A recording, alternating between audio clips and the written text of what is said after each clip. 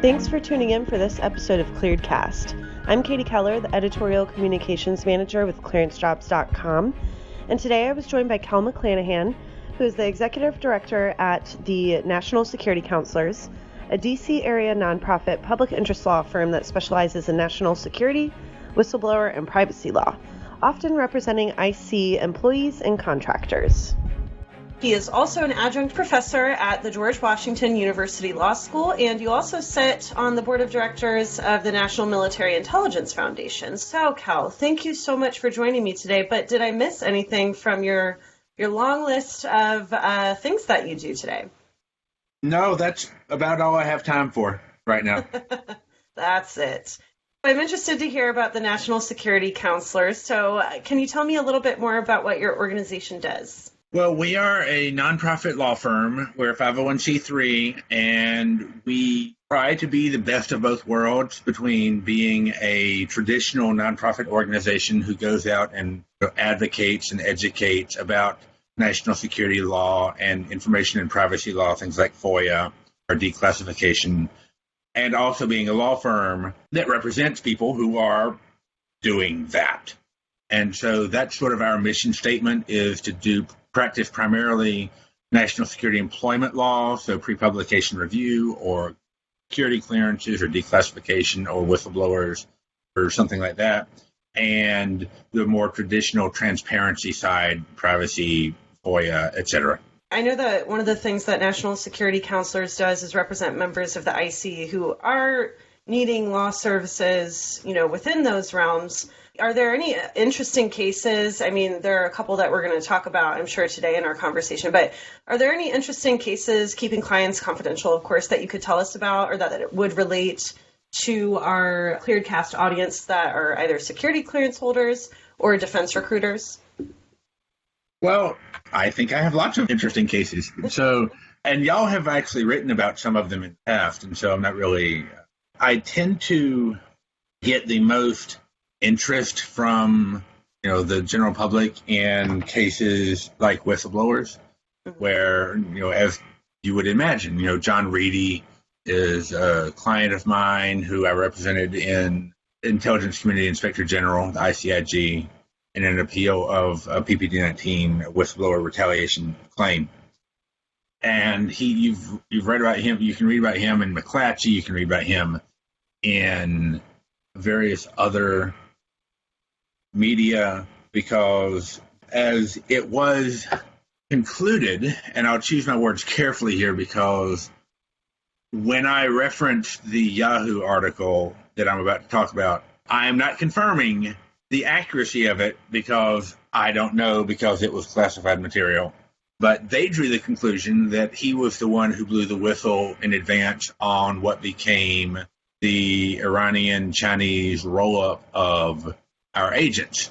And Jenna McLaughlin wrote a story about that last year, where what I can confirm is he blew the whistle on something that was a colossal intelligence failure, to use his words, and rather than addressing it, the CIA spent the better part of a decade trying to ruin him. That got a lot of interest. I was also, one of my proudest moments on the sort of transparency side that is relevant to this is that it was my case for a group called Muckrock, which is a journalist group up in Boston, that got the entire declassified archives of CIA put online, as opposed to you having to drive to College Park to look at them on one of four little dinky computers. So that was a big get. That was a big success that I was happy with.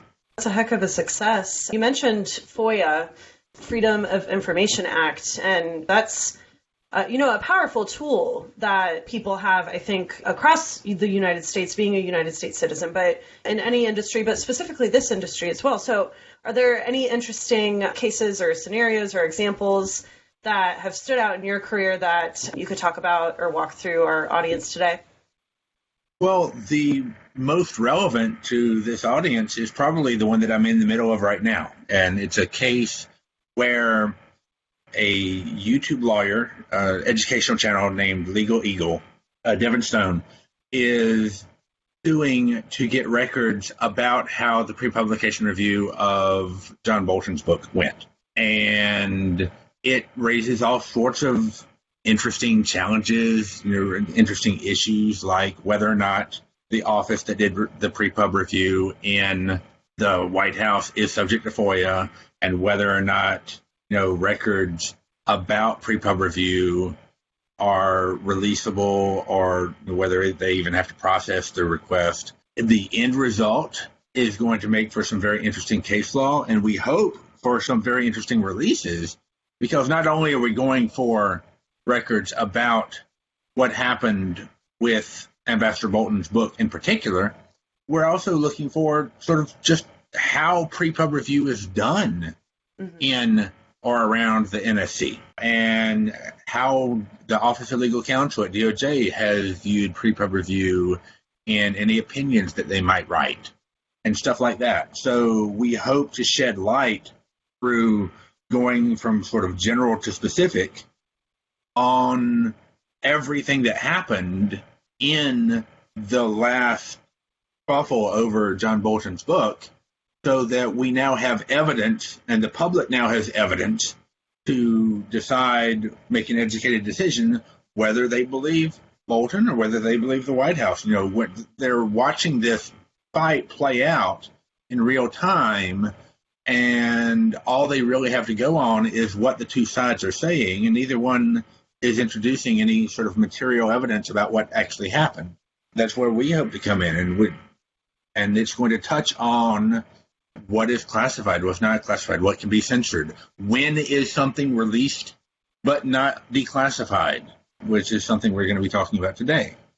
All of those issues are wrapped up in this case, and it's sort of a microcosm of the intersection of FOIA and transparency and classification and censorship and clearances.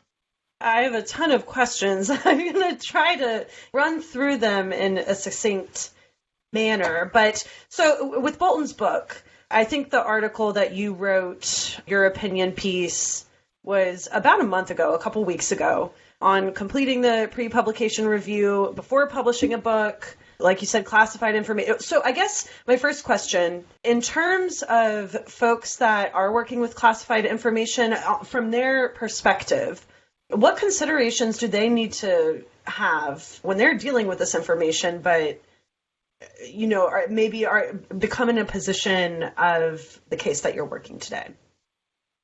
The key lesson that I always try to emphasize when I'm talking to somebody about pre-pub review is that publication in pre-publication review means dissemination to anyone who the government has not approved for it. So it does not mean you have to go through pre-pub review when you're writing a book or you're writing an op-ed. It means you have to go through pre-pub review when you're writing an email to your lawyer or to your agent or to your neighbor. Anything that you write or say, you have to put notes for an interview through pre-pub review if you're going to be giving a speech or you're going to be sitting on a panel, if you have prepared remarks. Anything that you intend to disseminate about the work that you do, or in general, sort of national security, defense, intelligence establishment work, has to go through pre-publication review to make sure that you do not inadvertently reveal classified information, even if you think it's unclassified. And that is something that everyone with a clearance signs, one of those non-disclosure agreements that says, I will put my things through pre-pub review. And different agencies handle it differently. It is something that is woefully decentralized, and every agency has their own regulations, has their own rules, but they all have some mechanism for processing a request from a would-be speaker or author to look at what they said, use their own expertise as purported classification experts to figure out, okay, this information is clearable, or this information must be withheld. Sometimes it is not even classified information. Many agencies can withhold unclassified information under their NDAs, which is constitutionally suspect, I think, but no one's litigated it yet. And so they keep doing it until someone successfully sues them to make them stop. And if you don't go through the process, like Bolton did not, when he published without completing the process, he violated his contract. He violated his NDA. And even if there's not a shred of classified information in his book, he can still be sued for all the proceeds from his book because it's a breach of contract claim. It has nothing to do with whether or not the information is actually classified. And that's something that everyone should remember, is the rules are that you have to put anything you write for somebody else through pre-pub review. And while admittedly they are not always enforced, they can be. And in the national security realm, so much is up to the whim of a security officer that you may be the only person in your office that gets dinged for not putting something through pre-pub review. But as soon as you get dinged, there's very little you can do about it. It's sort of prosecutorial discretion, except dialed up to 11. A lot of gray area, but one of the sort of biggest takeaways is if you don't get advanced clearance from the government, you run that risk. Right. And they can deny your clearance, they can fire you, they can perhaps even sue you if it's for something like a book. It's difficult to sue you if you didn't make any money from it, because, as I said, it's a breach of contract claim, so all they're really entitled to is your proceeds. If you write a book and you sell it, then they can totally take all the money you made from the book. But if you write an op-ed and give it to the Wall Street Journal and you don't get any money for it, then there's not a whole lot they can do to you other than fire you or take your security clearance away. One of the interesting things that I'd love to talk about next is for folks that might read Bolton's book. So why don't you talk about that a little bit? There is this tension in the intelligence community and in the national security world sort of writ large between the desire to allow people to do whatever they want in their own free time and desire to control classified information. And this really came to a head in the early 2010s when we were starting to see a lot of leaks and a lot of front page news stories based on WikiLeaks or Snowden or someone like that. And the agencies didn't really know how to handle this. And so some of them went way overboard in one direction and said, if you see somebody in a bar reading a copy of the New York Times with an article in it that was based on a leak, you have to report them. And others went in the direction of don't confirm it. Don't go out and talk about the thing that you read in the New York Times, because the fact that you are an intelligence officer might give credence to the claim when the perspective of the government is we're not confirming whether or not this is accurate. But most settled somewhere in the middle. And this really was epitomized by a memo that was sent out by DOD in 2013 that basically said, and I'll just cite from it here, sure. DOD employees or contractors who seek out classified information in the public domain, acknowledge its accuracy or existence, or proliferate the information in any way will be subject to sanctions. And that was basically the position that most people took, that if you go and read a book, or you read a newspaper article, or you watch a news report, and they say, next up, breaking news based on recent CIA cables released through WikiLeaks. If you continue to watch it, the agencies reserve the right to punish you for it, because you are, in their view, accessing information that you are not cleared for. And there is a bit of a disconnect between this policy and whether or not they actually enforce it. I asked around a little while back a bunch of security clearance lawyers and said, have any of you ever heard of someone having their clearance revoked and stating in the statement of reasons, you admitted to reading a New York Times article based on WikiLeaks? And no one could remember sort of having that particular case, but that doesn't mean it doesn't happen, because we have a fraction of a percent of all the cases of people who lose their security clearance. And so there may be some bluster to this policy, but it's still the official policy. And they still, much like reserving the right to punish whomever they want for not going through pre-pub review, they reserve the right to punish whomever they want for knowingly reading something that they have been told contains classified information. Well, I'll be interested to see if that pans out in this situation. I know that with different agencies, but the bureaucratic processes anyway, like you said in your article, are very arbitrary and convoluted at times. So what are the next steps in this situation, or what do you foresee happening? I think that the agencies will probably, if they want to at least appear fair, they won't just single out people that they don't like and do things to them because they know that they read Bolton's book or that they saw a copy of Bolton's book on their desk at work or something.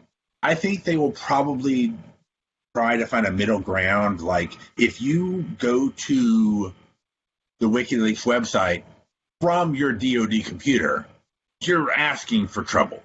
Or if you go to the New York Times website from your DoD computer to read a book, to read something based on a leak, based on Vault 7 or something like that, then you're asking for trouble. If you do it in your own free time, if you read Bolton's book in the privacy of your own home and you don't talk about it at work, you don't say, oh yeah, he said this, and actually, I remember when that happened because I was there. If you don't do anything to sort of go beyond quietly reading it and taking it in and using it in the rest of your life, then they will probably, in at least some cases, use that against you. They'll threaten to revoke clearances, or they'll actually revoke clearances. I doubt that they would probably revoke someone's clearance solely based on this, because this is where the whole person analysis comes in. And if you have a person who is just the poster child for a good intelligence officer and the only thing he did was read a copy of John Bolton's book, I don't think they're going to bounce him on it. But then again, they could. Yeah. And some of the agencies are arbitrary enough to just do just that if they feel like it.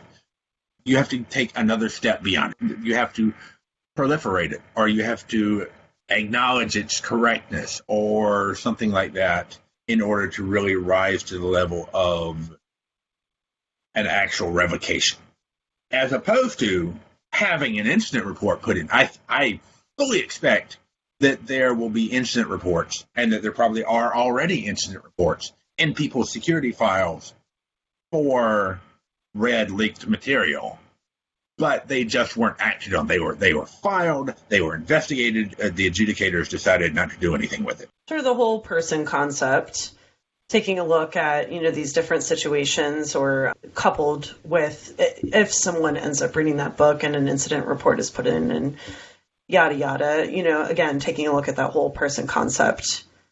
If they are a poster child for, a good worker in national security, I will be interested to see what happens with that. I'd love to ask you this question, thinking about what the ideal national security, Department of Defense, intelligence community, what that sort of hub looks like with the balance of information that the public has access to, but then safeguarding classified information. What does that ideally look like to you, and how do we get closer to that point? That is a very tough line to stick to, because there are such competing interests. I tend to disfavor anything which punishes the taking in of information that everybody else has. It's one thing if you go and read a file on your neighbor's desk that you're not cleared for. It's another thing because then sort of you are getting access to information that only a select few have. And that in and of itself could rise to a meritorious claim that you were a risk to national security. If everybody else has access to it, then it becomes an exercise in not only closing the barn door after all the horses are gone, but leaving the barn door open, but firing anyone who looks inside the barn. And that is a bridge too far. That is punishing people just for the sake of maintaining a charade that the information is still secret. And while I could, even if I don't personally agree with it, I will accept a policy of if you go out and you talk about it and then confirm it, or you go out and you say, hey guys, look at this article I just saw. If you do anything sort of affirmative to proliferate the leaked information, then okay, they're not completely out of left field if they're going to try and punish you for it. But if all you're doing is reading it, there is absolutely no good reason to deny the handful of cleared people comparatively access to something that 7 billion other people have access to. With this case that you're working on right now, any other takeaways that might resonate with our security cleared audience? Be careful what you talk about.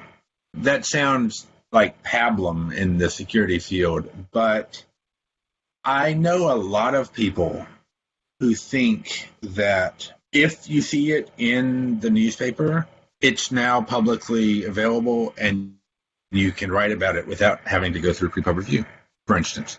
Or if you're writing something that you think is unclassified, you don't have to go through pre-pub review because it's unclassified, and that covers classified information, stuff like that. And so if you want to, and I'll sort of put this simply and snarkily, if you want to play lawyer and you want to say that you don't have to do something because of the law, you need to either be a lawyer or talk to a lawyer. Sure. Because most of the trouble that I see people getting into in these situations are from where they decided to play lawyer because they went and read an article about it, or they talked to somebody, or they saw it on Twitter that you could do this, and then they did it, and then they get punished, and they say, but why am I being punished? And I say, because you didn't talk to me until after you did it. Because the House always wins. The deck is tremendously stacked in the government's favor. And until someone like Congress or the president or the DNI radically changes the standards for clearances and pre-pub reviews for how sort of you have to apply them, then the current system is that the agency gets to do pretty much whatever it wants, as long as it isn't denying you a clearance because you're black or a woman. Sure. And they have such great discretion because they can do things that any lawyer would say are illegal. That's clearly illegal. But you don't get to go to court. Due to a case that I'm sure your audience has heard of multiple times in your pieces, there's a case called Egan that basically says you cannot challenge a security clearance decision in court in most circumstances, or at least that's the way the courts see it right now. I disagree with that reading, but that's the prevailing view. That means that if you are denied a security clearance for a patently illegal reason, your recourse is to ask to speak to the manager, which is what an administrative appeal is. And if the manager agrees with the person who denied you the clearance or just rubber stamps it, there's nothing you can do about it. And so the survey 20 law professors, and 20 law professors will tell you that it's illegal, means nothing if you are unable to get it in front of someone who can make that call. If you can't challenge it in court, it doesn't matter if it's illegal because you can't enforce it. You have to view everything that you do where the agency is telling you you have to do something. You think you know better. You may, in fact, know better. But if they decide to double down on it, you're going to be stuck trying to convince the people who disagree with you that they're wrong instead of convincing a third party that they're wrong. That's a good note, though. If there is no, legal recourse, you need to know the rules of the game that you're playing. And if you don't know those rules, you need to rely on a lawyer if you aren't one. Yeah. I mean, the system sucks. It really does. There are so many problems with the clearance system and the pre-pub review system right now. But the system is the system. And, as long as it remains the system, you have to work within the system, or else you're going to run the risk of, getting burned for not working within the system. And so if you really disagree with something, you can, write your congressman, you can write your agency director, you can write the president, you can lobby for change. But if you just go out there and say, I'm going to do a protest and I'm going to flout the rules, this isn't a Larry Flint situation where you can get it struck down in court. You're going to get punished and you're not going to be able to do anything about it. That's another good point. Knowing the productive sort of writing your congressman, making a FOIA request. I mean, knowing what you can do, what is you're allowed to do, knowing those different sets of rules, within the security cleared world is extremely important. So I'm really excited or anxious, to, see what happens next with that. So please do keep us informed. But my last question for you, sir, is national security counselors. Are there any publications or anything coming up that, we can stay tuned for? Well, hopefully we'll get a lot of records from the Bolton case, but that's probably not going to be for a few months. Bulk of our work right now is not in things that would be getting documents. We did just get, or rather Muckrock, as I said, last year got a big haul of all of CIA's regs and their internal regulations, and those are available if you know where to look. I'm going to be writing something in the near future, basically going through those and pulling out all the ones that I found particularly interesting from a clearance and security law perspective. There is just the occasional other things. We don't write for publication nearly as much as we should. I'm pretty much the only one who writes anything that you would read as in the mass media.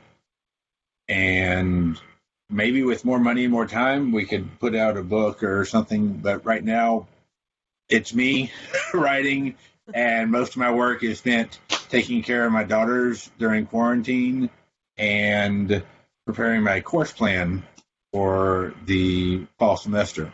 That's a lot, and especially with COVID-19 and, things still seemingly to be up in the air a bit. But, I do really appreciate personally, I've done a lot of nonprofit work, so I really do appreciate nonprofit organizations or hybrid organizations like National Security Counselors that are watchdog organizations for a number of different things. So, I really appreciate you joining me today for this episode of ClearedCast. But I did want to mention to our listeners, you can take a look at McClanahan. Cal has contributed to the Clearance Jobs news site more recently about traveling abroad and falling in love with a local and what that marriage looks like while following the Clearance Jobs rules.